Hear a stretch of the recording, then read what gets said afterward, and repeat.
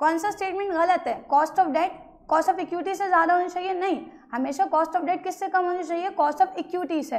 बाकी स्टेटमेंट देखें, लेंडर का risk is lower than equity share holders risk. भाई एक्चुअली में जो लेंडर है, जैसे डिबेंचर होल्डर्स हैं, वो कंपनी को पैसा ही तो दे रहे हैं, तो उनका रिस्क इक्विटी शेयर होल्डर से कम होता है, क्योंकि equity share holder primary risk bearer होते हैं। बिल्कुल सही बात है।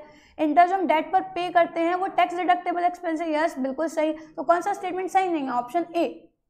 नाउ नेक्स्ट क्वेश्चन, एक एडिशनल कैपिटल 50 लाख की रेस करने के लिए युधिष्ठिर लिमिटेड ने क्या करा है? डेट यूज करी है। क्यों? क्योंकि जितना ज़्यादा डेट का, पहला ऑप्शन क्या कह रहे हैं? क्योंकि जितना ज़्यादा डेट का इस्तेमाल करेंगे उतना ओवरऑल कॉस्ट ऑफ कैपिटल कम हो जाएगी। सेकंड ऑप्शन क्या कह रहा है? अगर हम डेट का इस्तेमाल कम करेंगे तब कॉस्ट ऑफ कैपिटल कम होगी, या जितना डेट का इस्तेमाल ज़्यादा करेंगे उतनी कॉस्ट ऑफ कैपिटल बढ़ जाएगी के अंदर। तो एक्चुअल में क्या होता है? कंपनी डेट का इस्तेमाल क्यों कहा जाता है? Debt equity ratio 2:1 ideal ratio क्यों माना जाता है? क्योंकि जितना डेट का इस्तेमाल करा जाएगा उतना ओवरऑल कॉस्ट ऑफ कैपिटल क्या हो जाएगी? कम हो जाएगी। सो option A will be the right answer. Now next question, इसमें से कौन सा स्टेटमेंट सही नहीं है? कंपनी अगर डेट का इस्तेमाल ज़्यादा करेगी तो फाइनेंशियल रिस्क बढ़ जाएगा, बिल्कुल सही, रिस्क तो बढ़ता है। या कंपनी ज़्यादा डेट का इस्तेमाल करेगी तो फाइनेंशियल रिस्क कम हो जाएगा? कम थोड़ी होगा। या डेट कम इस्तेमाल कर रही है तो फाइनेंशियल रिस्क बढ़ जाएगा, या नन ऑफ दी अबव। कौन सा स्टेटमेंट सही नहीं है? अगर कंपनी ज़्यादा डेट का इस्तेमाल कर रही है तो फाइनेंशियल रिस्क कम होगा, ये स्टेटमेंट गलत है। कंपनी अगर एक्चुअल में क्या है, डेट का इस्तेमाल ज़्यादा करेगी तो फाइनेंशियल रिस्क कम नहीं होगा, ज़्यादा ही होता है। नाउ द नेक्स्ट क्वेश्चन, कौन सा ऐसा डिसीजन है जो प्रॉफिटेबिलिटी एंड फाइनेंशियल रिस्क दोनों को इफेक्ट करेगा? ठीक है, कौन सा? Profitability and financial risk, financial planning decision, capital budgeting, capital structure, या all of the above. So profitability को एंड फाइनेंशियल रिस्क को भी कौन सा डिसीजन होगा? Capital structure decision. And what is capital structure? The mixture between owners and borrowed fund. जो भी borrowed and owners का मिक्सचर है उसको क्या बोलते हैं? Capital structure. कंपनी अगर एक्चुअल में क्या करेगी, कैपिटल स्ट्रक्चर ऑप्टिमल सेट करा गया है तो प्रॉफिटेबिलिटी भी ज़्यादा होगी, और उसी के लिहाज से हम फाइनेंशियल रिस्क को भी क्या कर सकते हैं? मैनेज कर सकते हैं, कंट्रोल कर सकते हैं। हायर फाइनेंशियल लीवरेज का मतलब क्या है? कि कंपनी किस पे ज़्यादा डिपेंड है? डेट पे ज़्यादा डिपेंड है। Option A, the dependency of the firm on the debt is more. Question अगर कॉन्सेप्ट क्लियर है तो आपको ऑप्शन देखने की भी जरूरत नहीं है। Okay, now the next question is, जैसे जैसे कंपनी का फाइनेंशियल लीवरेज बढ़ेगा इससे क्या होता है? कॉस्ट ऑफ फंड कम हो जाएगी लेकिन फाइनेंशियल रिस्क बढ़ जाएगा। कॉस्ट ऑफ फंड एक्चुअल में बढ़ जाएगी लेकिन और फाइनेंशियल रिस्क कम हो जाएगा। दोनों cost of fund and financial risk बढ़ जाएंगे, दोनों रिड्यूस हो जाएंगे। फाइनेंशियल लीवरेज बढ़ रहा है मतलब डेट का प्रोपोर्शन बढ़ रहा है, तो कॉस्ट ऑफ फंड तो कम हो जाएगी, क्योंकि cost of raising fund debt में कम होती है, बोरोड फंड में कम होती है एज कंपेरिजन टू ओनर्स। तो कॉस्ट ऑफ फंड तो कम हो जाएगी लेकिन फाइनेंशियल रिस्क बढ़ जाएगा। Next question, when does the EPS means earning पर share increase with higher debt? कब ज़्यादा होगा? ठीक है, अर्निंग पर शेयर ज़्यादा डेट इस्तेमाल करेंगे तो कब अर्निंग पर शेयर इंक्रीज होगा? जब rate of return on investment rate of interest से ज़्यादा होगा, या rate of return on investment rate of interest से कम होगा, या rate of interest rate of return से ज़्यादा होगा, नन ऑफ दी अबव। तो किस केस में ज़्यादा होगी? जब rate of return on investment किससे ज़्यादा होगा? Rate of interest. Company invest करके ज़्यादा रेट ऑफ रिटर्न अर्न कर रही है और जिन लोगों से पैसा लिया है उनको इंटरेस्ट कम पे करनी पड़ रही है, तभी तो ट्रेडिंग ऑन इक्विटी का बेनिफिट प्रोवाइड कर सकती है इक्विटी शेयर होल्डर्स को, तभी अर्निंग पर शेयर इंक्रीज होगा। So option A will be the right answer.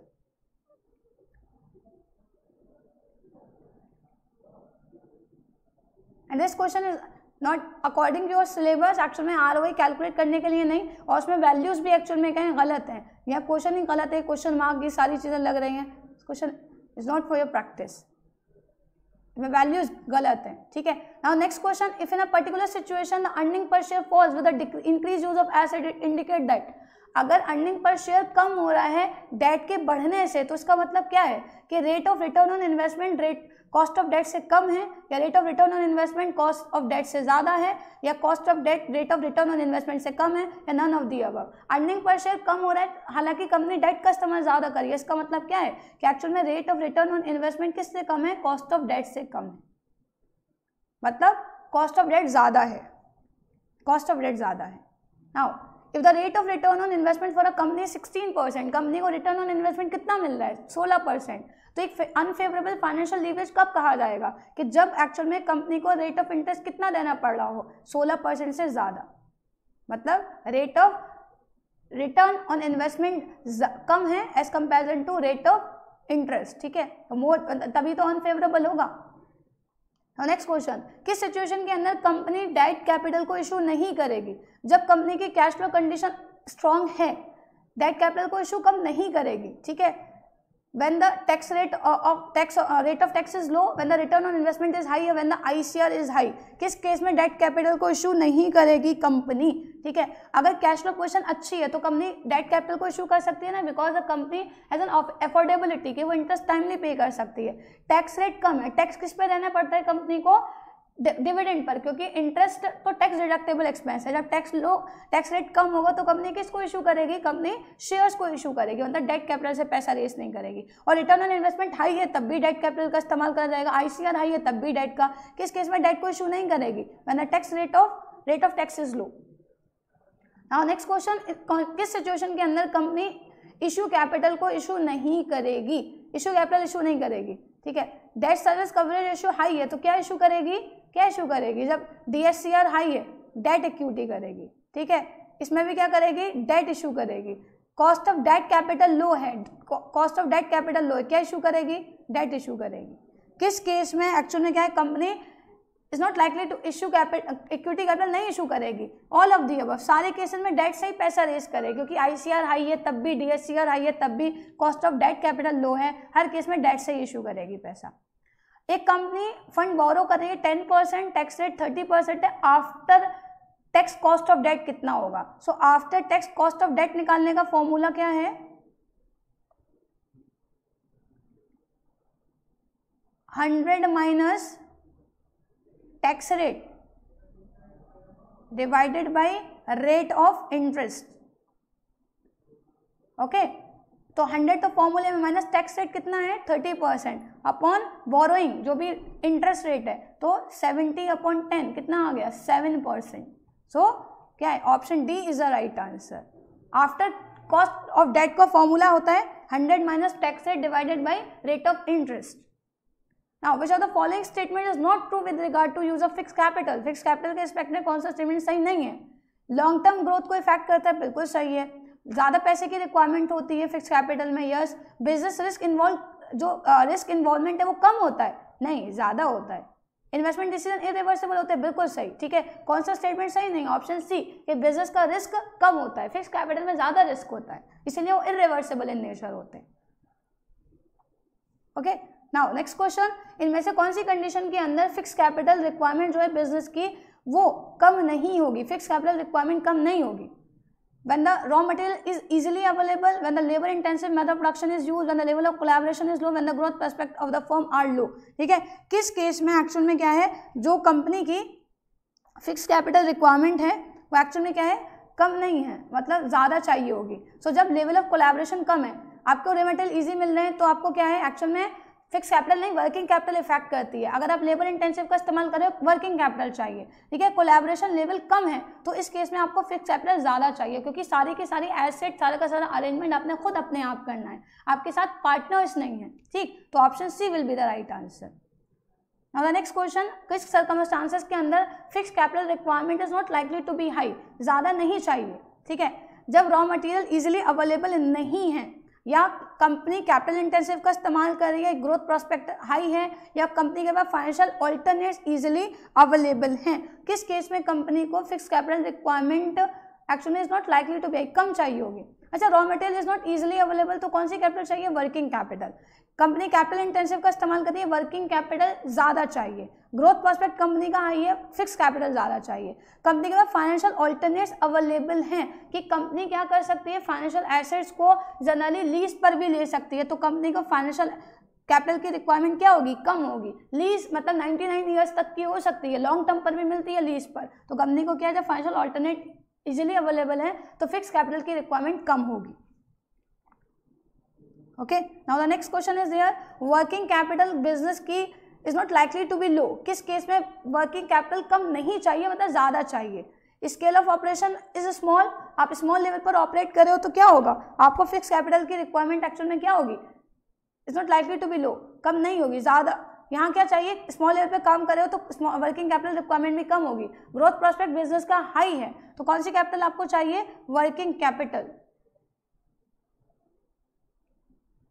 इस केस में भी वर्किंग कैपिटल चाहिए आपको, इस केस में भी वर्किंग कैपिटल चाहिए। रॉ मटेरियल इजीली अवेलेबल है, ठीक, इजीली अवेलेबल है तो वर्किंग कैपिटल रिक्वायरमेंट कम है, ठीक है। Rate of inflation is low, rate of मतलब इन्फ्लेशन कम चल रहा है तो एक्चुअल में क्या है, वर्किंग कैपिटल कम चाहिए। सवाल क्या पूछा, इज नॉट लाइकली टू, किस केस में कम नहीं चाहिए, यहाँ कम है, यहाँ कम है। बिजनेस एक्चुअल में क्या करना चाह रहा है, सॉरी ज़्यादा आप बिजनेस को बढ़ाना चाह रहे हो तो फिक्स कैपिटल के साथ साथ कौन सी कैपिटल भी ज़्यादा चाहिए, वर्किंग कैपिटल भी ज़्यादा चाहिए। So option B will be the right answer. Now the last question of financial management, working capital requirement is not likely to be high, किस केस में ज़्यादा नहीं चाहिए। जब आपका बिजनेस का नेचर ट्रेडिंग है तब वर्किंग कैपिटल ज़्यादा नहीं चाहिए, भाई वर्किंग आप ट्रेडिंग है तो वर्किंग कैपिटल रिक्वायरमेंट ज़्यादा होती है ना। स्केल ऑफ ऑपरेशन स्मॉल है, it is difficult to procure raw material, या rate of inflation is low, rate of inflation low है तो is not likely to be high, बहुत ज़्यादा नहीं चाहिए, मतलब आपने एवरेज फॉर्म में मैनेज करनी है। तो ट्रेडिंग है तो ज़्यादा चाहिए, आप स्मॉल लेवल पे काम कर रहे हो तो भी आपको ज़्यादा चाहिए। It is difficult to procure raw material, या rate of inflation is low, तो अगर आपको रॉ मटेरियल प्रोक्योर नहीं हो पा रहे हैं, ठीक है, उधार पे नहीं मिल पा रहे हो तो एक्चुअल में क्या होगा, आपको वर्किंग कैपिटल रिक्वायरमेंट को मेंटेन करना पड़ेगा, ठीक है, लेकिन बहुत ज़्यादा नहीं चाहिए। ट्रेडिंग है तो ज़्यादा चाहिए, एक्सटेंड डिपेंड कर रहा है यहाँ पर एक्सटेंड, हालांकि हर केस में वर्किंग कैपिटल चाहिए, but you have to decide किस केस में कम, इन चारों में से सबसे कम किस केस में चाहिए होगी। ट्रेडिंग पे कर रहे हो तो वर्किंग कैपिटल रिक्वायरमेंट ज़्यादा, स्मॉल लेवल पे कर रहे हो तो भी वर्किंग कैपिटल रिक्वायरमेंट ज़्यादा। When it is difficult to procure raw material तो वर्किंग कैपिटल चाहिए लेकिन एक्चुअली बहुत ज़्यादा नहीं चाहिए as comparison to A, B and D point. Okay, so option C will be the right answer. तो ये थे फाइनेंशियल मैनेजमेंट चैप्टर 9।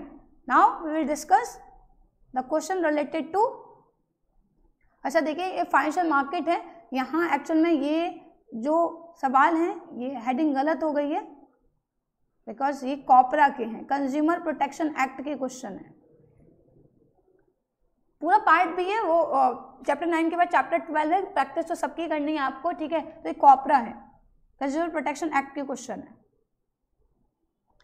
पहला सवाल, यश के थ्रोट में सीवियर पेन है तो उसने डॉक्टर को फ़ोन करा, टेलीफोनिक एडवाइस ली, डॉक्टर ने उसको एक थ्रोट रिलीवर हॉट सिप का सैशे प्रोवाइड करा है, उसने सर्वेंट को भेजा, सैशे मंगवाया है, केमिस्ट से कैश मेमो दिया है, सैशे को कंज्यूम करने के बाद वो और ज़्यादा बीमार फील कर रहा है, ठीक है, तो उसने खाली सैशे उठाकर देखा और जितने भी लेबलिंग थी उसको पढ़ा तो एक्चुअल में क्या देखा कि सैशे ऑलरेडी एक्सपायर हो चुका है। अब उसको कौन सी रेमेडी नहीं मिलेगी, हजार्डियस गुड्स फ्रॉम सेल ये तो मिल सकती है, replace the defective product with a new one, refund price, reasonable amount of compensation, कौन सी रेमेडी अवेलेबल नहीं है, option B to replace the defective product with a new one, क्योंकि वो ऑलरेडी कंज्यूम कर चुका है, ठीक है, सैशे में कुछ है नहीं, वो पहले ही क्या कर चुका है, कंज्यूम कर चुका है, तो कौन सी रेमेडी अवेलेबल नहीं है, ऑप्शन बी, क्योंकि वो ऑलरेडी कंज्यूम कर चुका है। Now the next question, doctors के नेग्लिजेंस की वजह से Jauhar pass away with weeks time अपनी स्पाइन सर्जरी के एक हफ्ते के अंदर उसकी डेथ हो गई, कौन सी पार्टी केस फाइल नहीं कर सकती हैं, कंज्यूमर नहीं कर सकता क्योंकि वो मर चुका है। कंज्यूमर कौन था, जौहर, वो ऑलरेडी पास हो गया, ठीक है, डेथ हो गई है, तो वो कल थोड़ी एक्चुअल में क्या है कि कवर में से निकल के थोड़ी आएगा केस डिफेंड करने, ठीक, कौन नहीं कर सकता, कंज्यूमर। कंज्यूमर एसोसिएशन कर सकती है, लीगल रिप्रेजेंटेटिव कर सकते हैं, किसको छोड़कर, मतलब कंज्यूमर को छोड़कर बाकी पार्टीज कर सकती हैं। नेक्स्ट क्वेश्चन क्या है, कौन सी एक्टिविटीज़ हैं जो कंज्यूमर प्रोटेक्शन के स्कोप में आएंगी, कंज्यूमर को एजुकेट करना, राइट्स एंड रिस्पॉन्सिबिलिटीज़ के रिगार्डिंग यस, कंज्यूमर की मदद करना, ग्रीवेंसेस को रिड्रेस करने में यस, कंज्यूमर के इंटरेस्ट को प्रोटेक्ट करना, सब, ऑल ऑफ दी अबव। जग्गा ने एक स्मॉल स्टेशनरी शॉप अपने पास के ही मार्केट में स्टार्ट करी है, ज़्यादा प्रॉफिट कमाने के चक्कर में छोटे शॉर्ट टर्म में वो अपने वीकेंड से जो प्रोडक्ट हैं उसको 20% ज़्यादा रेट पर बेच रहा है, 20% ओवर प्राइस। ग्रेजुअली इसकी वजह से क्या है, कंज्यूमर्स की प्राइसिंग स्ट्रेटेजी को समझ गए हैं और उसकी दुकान पर आना बंद कर दिया है।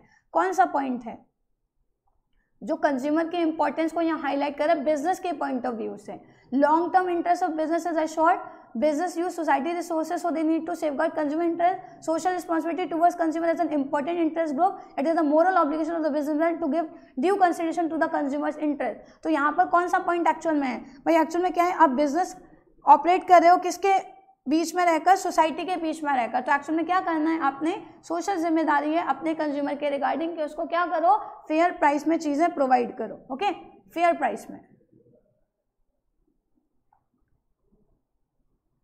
Now the next question, Deepika Pallikal एक पद्मश्री रेसिपिएंट हैं, पिटीशन फाइल करी है 2012 में कि उनको एक्चुअल में ह्यूमिलिएशन फेस करना पड़ा, उनके रेपुटेशन का काफ़ी नुकसान हुआ क्योंकि उन्होंने बैंक डेबिट कार्ड से ट्रांजेक्शन करी थी एक्चुअली नीदरलैंड रोटरडैम होटल में, ठीक है। हालांकि उनका बैलेंस 10 गुना ज़्यादा था जितना बिलिंग अमाउंट था, लेकिन फिर भी क्या हो गया, उनका जो पेमेंट है वो एक्सेप्ट नहीं करी गई। बैंक ने क्लेम करा कि इंसिडेंट एक फोर्स मैजुअर का था, ठीक है, which means a natural and unavoidable catastrophe और एन एक्ट ऑफ गॉड, मतलब जानबूझकर किसी ने नहीं करा और उनके कंट्रोल में नहीं था, टेक्निकल डिफॉल्ट था।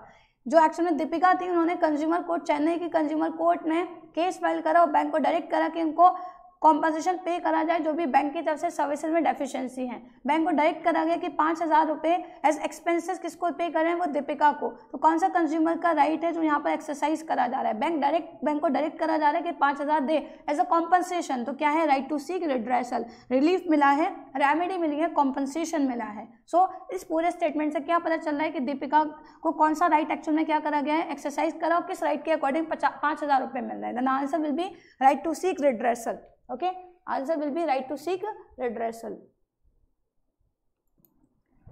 So yes, what is the next question? Question number 6. When Aradhya actually in spite of paying full price of the plot, जो भी मतलब उसने प्लॉट खरीदा उसके पूरे पैसे देने के बाद टर्म्स एंड कंडीशन जो अलॉटमेंट लेटर की थी was गिवन द पोजेशन, उसको बिल्डर की तरफ से पोजेशन नहीं मिला है प्लॉट का, उसे केस फाइल कर दिया स्टेट कमीशन में। बताइए उसने अब तक कौन सा राइट एक्सरसाइज करा है, right to safety, right to be hear, right to seek redressal या राइट टू कंज्यूमर एजुकेशन। इसने क्या करा, क्योंकि इसके एक्चुअल में क्या है, जो भी फेयर मैनर में इसने काम करा, पैसे वैसे दे दिए, पोजेशन नहीं मिल रहा, कौन सा राइट एक्सरसाइज करा, कंप्लेन फाइल करी है अभी सिर्फ, right to be hear. Now next question, Ranjan ने एक सॉफ्ट ड्रिंक की बॉटल परचेज करी है एक फेमस बेवरेज कंपनी की, लेकिन उसमें गुटखा पाउच एक्चुअल में क्या है बॉटल के अंदर फाइंड आउट करा गया। उसने लीगल नोटिस फॉरवर्ड करा है कंपनी को accusing it of the deficiency की, सर्विस में डेफिशिएंसी के अगेंस्ट, क्योंकि एक्चुअल में से हेल्थ हजार्ड हो सकती है, ठीक है, कंज्यूमर की हेल्थ इफेक्ट हो सकती है। तो बताइए इसने अपना कौन सा राइट एक्सरसाइज करा, सॉरी कौन सा राइट ऐसा था जो कंपनी की तरफ से वायलेटेड था, कंपनी का किस चीज़ का ध्यान नहीं रखा, कंज्यूमर की सेफ्टी का, means right to safety will be the right answer, किस राइट को वायलेट करा गया है। Okay, now the next question, Siddharth ने सेवरल रूम्स एक रेप्यूटेड 5-स्टार होटल में गोवा में बुक करे हैं डेस्टिनेशन वेडिंग के लिए। अपनी मतलब वेडिंग के दिन एक्चुअल में क्या, जब उसका फ्रेंड रमनदीप आता है लंच पार्टी को अटेंड करने के बाद अपने रूम में जाता है, शावर लेता है, बाथरूम में फिसल जाता है, 3 स्टेयर्स बनाए गए हैं बाथरूम एरिया के रिगार्डिंग, ठीक है, एंड एक हैंडल बार है राइट की तरफ। सेकेंड स्टेप, रमनदीप स्लिप मतलब बहुत बुरी तरीके से गिर गया, उसके चेहरे पर काफ़ी चोट लग गई, ठीक है, और जिसमें मल्टीपल फ्रैक्चर्स हो गए। उसने केस फाइल करा है होटल के अगेंस्ट कॉम्पनसेशन के लिए जो भी इंजरीज उसकी हुई है, क्योंकि रूम की डिजाइनिंग जो है वो बिल्कुल फॉल्टी बेसिस पे करी गई, प्रॉपर डिजाइनिंग नहीं थी। कौन सा कंज्यूमर का राइट है जो वायलेट करा गया है इस केस में, right to be hear, right to seek redressal, right to consumer education या राइट टू सेफ्टी। किसका ध्यान नहीं रखा गया, सेफ्टी का, क्योंकि जो डिजाइनिंग है वो बिल्कुल इम्प्रॉपर है। किस राइट को वायलेट करा गया है, राइट टू सेफ्टी, सेफ्टी का ध्यान नहीं रखा गया। Now the next question, consumer court Pune में उसने क्या करा, 55,000 का फाइन एक online food reputed online food delivery company पर लगाई है, along with the hotel for delivering, साथ के साथ होटल पर भी जो नॉन वेज एक्चुअल में फूड सप्लाई करा, डिलीवर करा लॉयर को, जिसने एक वेजिटेरियन डिश ऑर्डर करी थी, ओके, और उसको नॉन वेज डिश क्या कर दी गई, सप्लाई कर दी गई। उसने पनीर बटर मसाला बनाया था लेकिन बटर चिकन उसके बजाय भेज दिया गया। जब उसने रिपोर्ट करा, रजिस्टर्ड करी कंप्लेन, होटल ने प्रॉमिस करा कि रिप्लेस करेंगे, दूसरा पार्सल भेजेंगे सही डिश के साथ। हालांकि देशमुख ने जो बटर चिकन रिसीव करा, मतलब पनीर बटर मसाला के बजाय दोबारा भी क्या आ गया, चिकन मसाले की जगह पनीर की जगह क्या आ गया, बटर चिकन आ गया। तो देशमुख ने नोटिस भेजा रेस्टोरेंट को भी और ऑनलाइन फूड डिलीवरी कंपनी को भी कि उसने उनके रिलीजियस सेंटिमेंट्स को हर्ट करा है। तो कौन सा राइट है कंज्यूमर को जो यहाँ वायलेट करा गया है, right to be hear, right to seek redressal, right to choose या राइट टू सेफ्टी। बताइए कौन सा राइट है भाई। एक्चुअल में क्या है, हमारे पास कंज्यूमर पास चॉइस है भाई, वेज नॉन वेज दोनों अवेलेबल। उसने वेज ऑप्ट करा, ठीक है, वो प्योर वेजिटेरियन है, 2 बार गलती हुई, नॉन वेज भेज दिया गया। कौन से राइट को वायलेट करा गया, राइट टू चूज। कंपनी अपनी मर्जी थोप रही है ना, दोबारा भी तो कह रही है तुम्हें कि तुम बटर चिकन खाओ, ठीक, तो कौन सा राइट वायलेट करा गया, right to choose. Next question, एक पॉपुलर नेशनलाइज्ड बैंक है जिसपे 8 लाख का जुर्माना लगा है। कंट्री की हाईएस्ट कंज्यूमर कोर्ट मतलब NSDRC ने, national consumer dispute redressal commission ने, क्योंकि उसने कंप्लीट इंश्योरेंस पॉलिसी की डिटेल्स कस्टमर के साथ शेयर नहीं करी। बैंक को ऑर्डर करा गया कि पूरा अमाउंट दे एज कॉम्पनसेशन मुआवजे के बतौर कस्टमर को कौन सा राइट है जो वॉयलेट करा गया था?